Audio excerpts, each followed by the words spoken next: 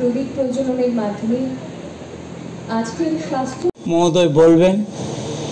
আমি একটি কথা বলি, আজকে আপনারা নিমন্ত্রণ করেছেন, আমি ধন্য, আমি চিরকৃতজ্ঞ যে আমাকে কিছু বলার জন্য সুযোগ দিয়েছেন in front of India famous doctor Kunal সরকার।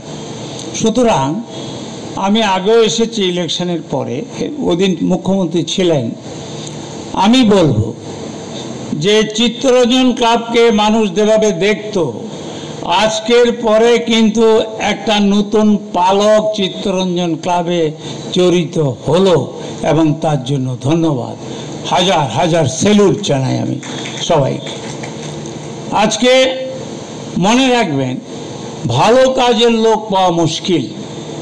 আমাকে যখন ইনভাইটেশনটা দেওয়া হলো, আমি ইনভাইটেশন পেলে, যেহেতু বনমালীপুরের এলাকার মধ্যে চিত্তরঞ্জন ক্লাব, আমি নিশ্চয় খুশি হব।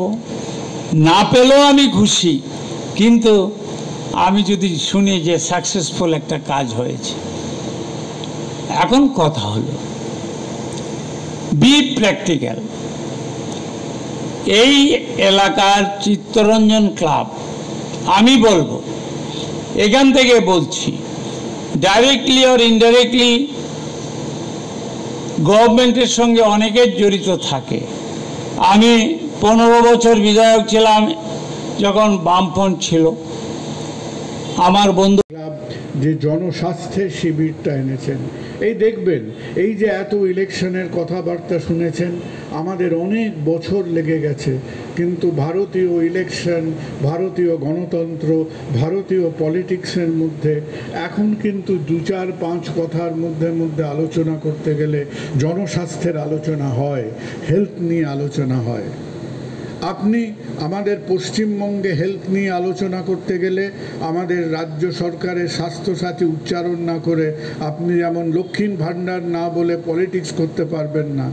আপনি আমাদের পাবলিক লাইফ নিয়ে কথা বলতে গেলে স্বাস্থ্যসাথী না বললে আপনার নানান রকম আলোচনা হবে না।